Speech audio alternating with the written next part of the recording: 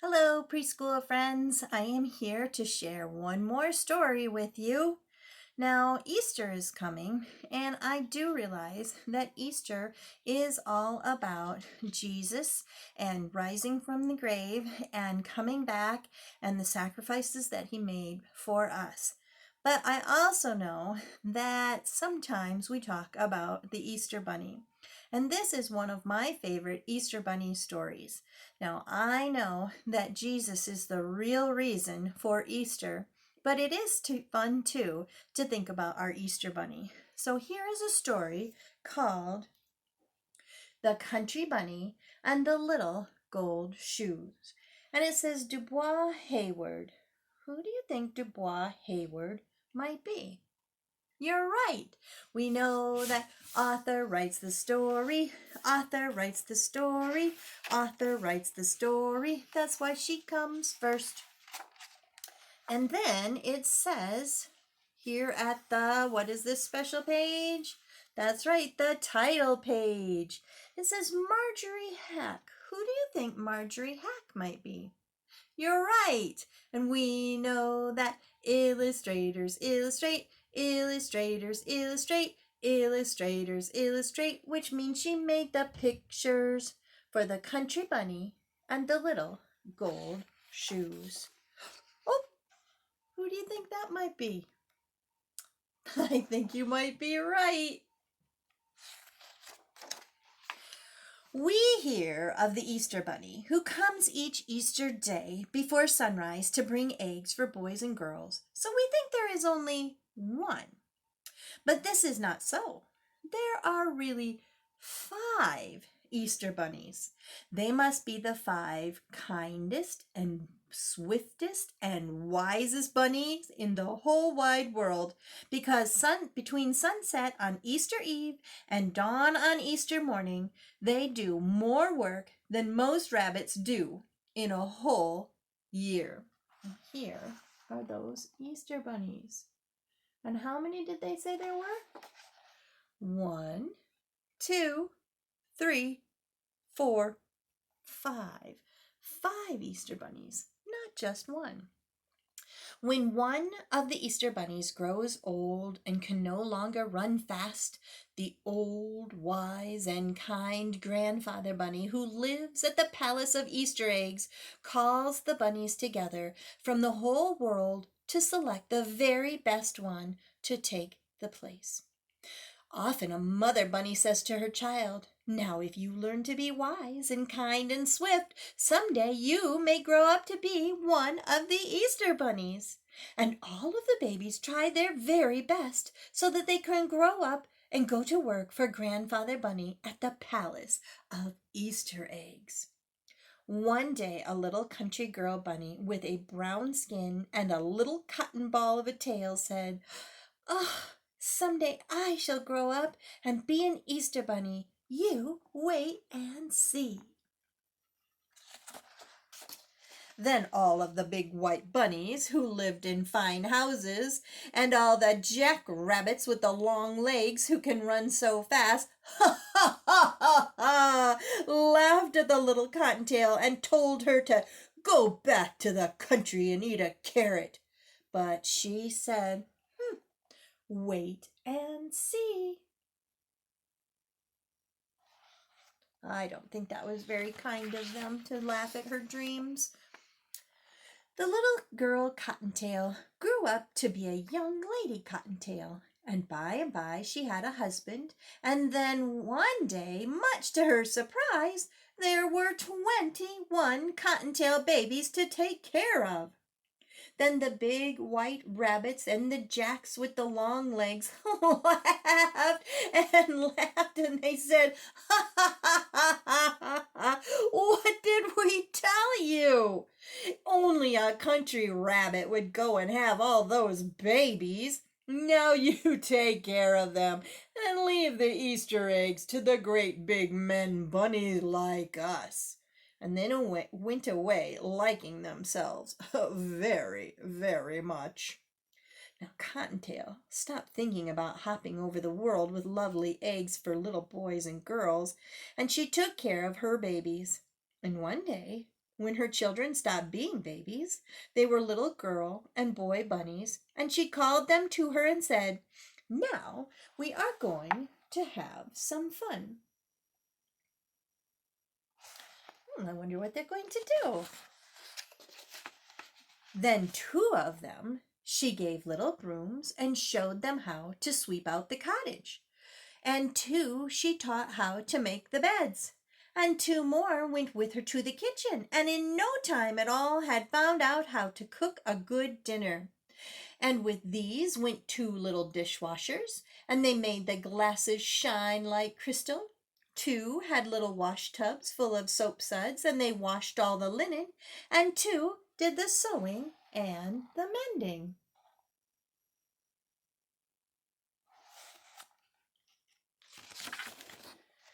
Two who had sweet voices were taught to sing, and two more to dance, and these amused all the others while they worked, so that they were very happy. And two were soon digging in the garden. Two she gave paints and crayons, so that they could make pretty pictures for the walls. And when Mother Cottontail had given out all of the tasks, she looked around, and there was only one little boy bunny left, and he was sad and lonely. Then Mother Cottontail said to him, "You are the most polite of all my children, so I shall make you the keeper of my chair.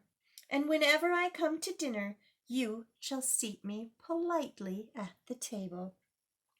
Then one day, when the little rabbits were half grown up, she heard a great talk among the woods rabbits, and when she asked what it was about, they said, "Haven't you heard? One of the 5 Easter bunnies has grown too slow, and we are going to the Palace of Easter Eggs to see old grandfather pick out a new one to take his place."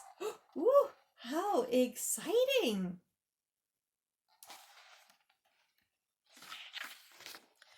So she called all her little cottontails, and they all set off to the palace to see the fun.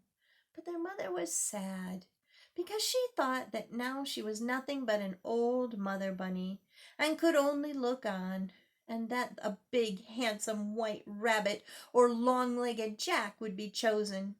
When they came to the Palace of Easter Eggs, there were bunnies everywhere on the great lawn, and the ones that hoped to be the Easter bunny stood together, and all the other ones looked at them and clapped their paws. Then the big front door opened, and the old, wise, and kind grandfather came hopping slowly out.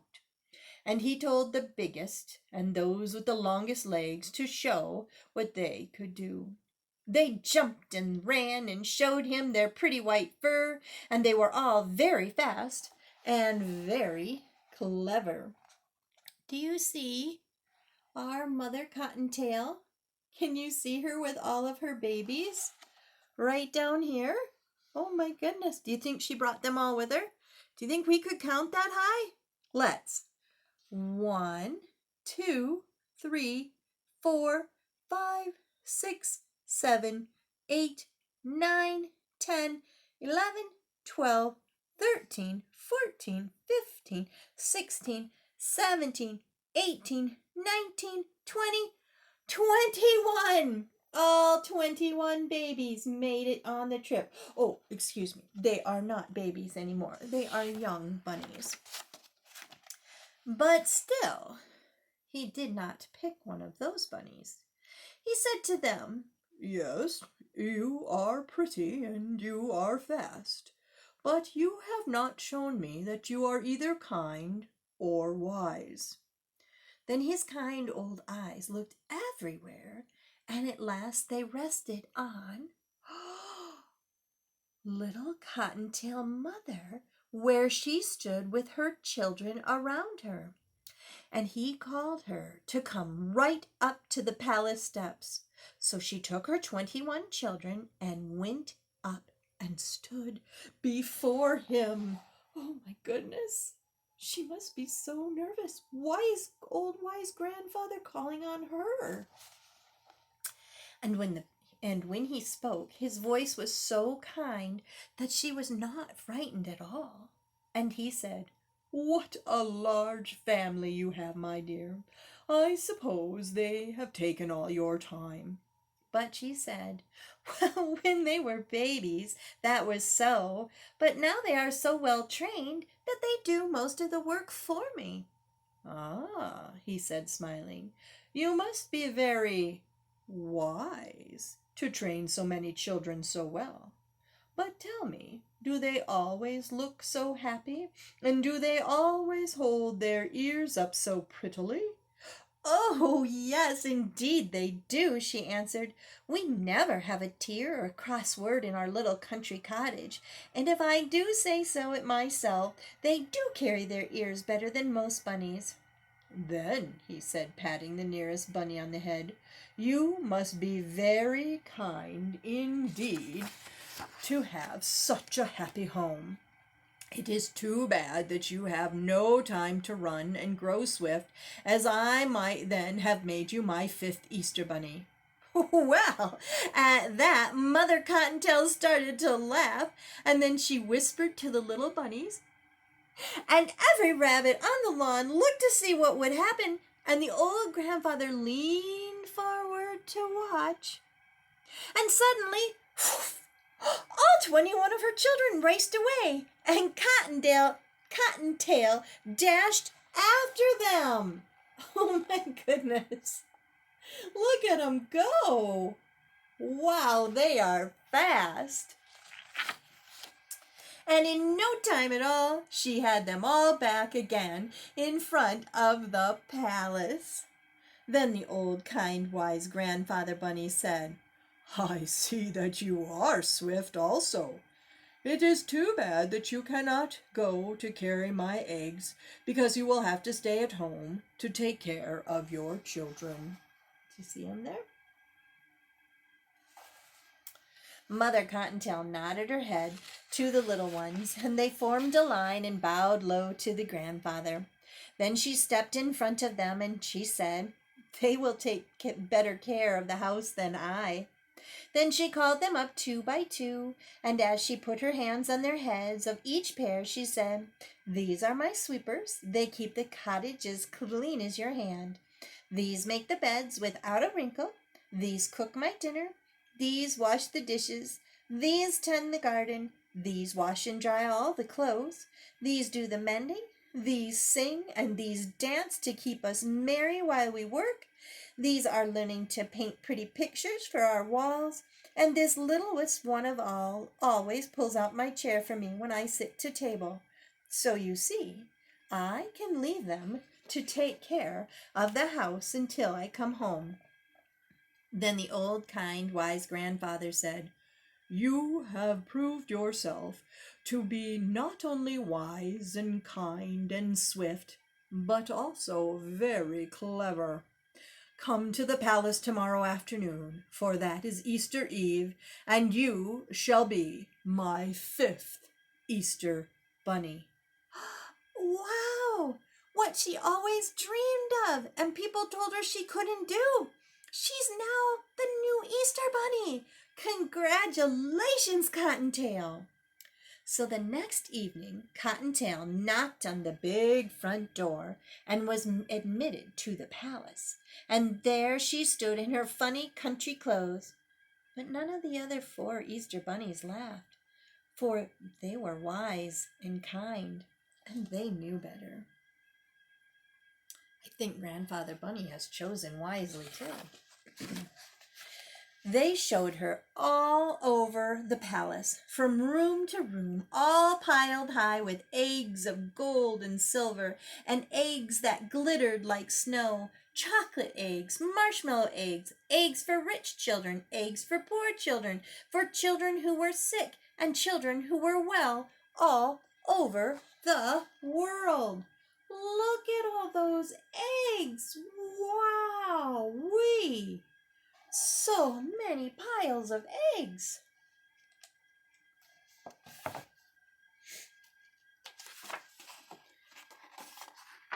Then, as soon as it was dark enough for the children to be asleep all over the world, The old, wise, kind grandfather gave the word, and the 5 bunnies set to work as fast as they could. First, one, and then another would take up a large egg or a pretty little basket, and in a single hop would be out of the palace and away out of sight. Then in a moment he would be back again, and before you could say Jack Robinson, he would have whisked away again. Slowly the night wore away, and the bunnies began to look tired as they kept returning for more and more eggs, and in the palace the glittering piles grew smaller and smaller. Oh, poor Cottontail was very tired, for this was her first time she had ever gone so far so fast in her life, and she was beginning to hope that she could soon take the little basket that was set aside for her own children and go hopping home, when old, wise, kind grandfather called her to him. And when she went close, she saw that he was holding in his hand the loveliest egg she had ever seen. It glittered like a diamond. "Peek through and see what you shall see," he said. So she peeked. Wonder what she sees. Through the little hole in one end, she saw a beautiful scene with a sleigh and a lake with people skating on the ice. And he said, "Because you have such a loving heart for children, I am going to give you the best but hardest trip of all. Far off over 2 rivers and 3 mountains there is a great mountain peak, and in a little cottage on that peak is a little boy who has been ill for a whole year, and who has been so brave that never once has he cried or complained. The mountain is so high that there is ice on the top, and it will be hard to climb. But if you get there, you will give more happiness than any other Easter bunny." Cottontail picked up the egg very gently and went hopping away on her journey. She crossed the first river and then the second, and she went over the first mountain and then another mountain and yet another, until at last she reached the highest mountain of all. She must be very brave, too. She was very tired when at last she got to the bottom of the great peak, and her heart failed her when she saw how high it was and how slippery with ice and snow on top. But holding the egg very carefully, she started hopping up. At last she reached the ice and snow, and now she was almost to the top, and she could see the little cottage all covered with snow where the little boy was sleeping. And then a terrible thing happened. Oh no! Her foot slipped, and down she came. Downward she flew into snowdrifts. Then she left the ice and snow, and rolling and bouncing against the stones, she felt the air getting warmer. Oh no, poor Cottontail! Down, down, down she went, and she crashed through a thicket of budding laurel, rolled across the pasture, and finally struck against the trunk of a great apple tree that was just getting ready to bloom for Easter. And there she lay, with the egg still safely clutched in her paw, but with a great pain in her leg. She tried to rise again, because she saw a lovely pink light in the sky, and knew that in a few minutes more it would be day, and the little boy would be sad if she did not get his egg to him. But the pain was so bad she fell down, and then she felt something touch her shoulder. She looked up, and there, right before her, way off in such a far land, who do you think it is? Who do you think has come to help her? Way off in that distant land was old, wise, kind Grandfather Bunny. He smiled at her and he said, "You are not only wise and kind and swift, but you are also the bravest of all bunnies, and I shall make you my very own gold shoe Easter bunny." And he reached over, and she saw for the first time that he was holding a tiny pair of gold shoes in his hand, and he bent down and put them on her feet. Suddenly, all the pain left her leg, and she stood up and picked up the precious egg. Then, before she knew what was happening, she felt a sudden motion, and she found herself. What is she going to do? Flying high in the air, over the pasture she flew, over the laurel, over the stones, until at last, when she landed, she looked back and she saw that one single jump had carried her halfway up the mountain. Then she jumped once again. Whoa, look how far she can jump. Amazing. And there she was at the cottage door. Quickly she squeezed through the tiny crack that had been left open, just in case the bunny did come all that way. Look at her. Wow. Amazing that she made it all the way up there like that. And in the hand of the beautiful sleeping boy, she placed the egg.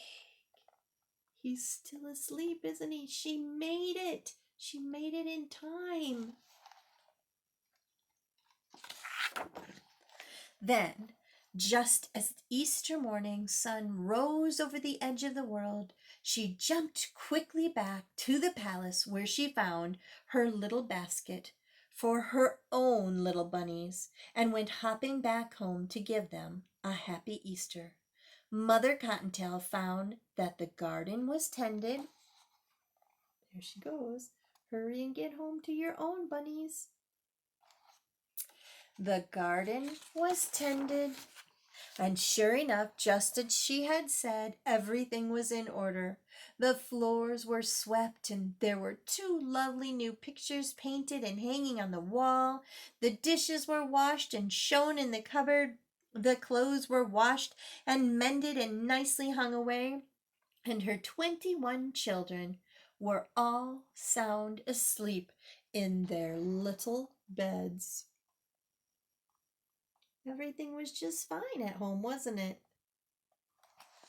And the little house of Mother Cottontail can always be told now from the homes of all other bunnies, because in a special place on the wall, on a very special hook, hangs a pair of very tiny little gold shoes. The end of The Country Bunny and the Little Gold Shoe by Dubois Hayward. I hope you enjoyed this story, and happy, happy Easter. Bye-bye.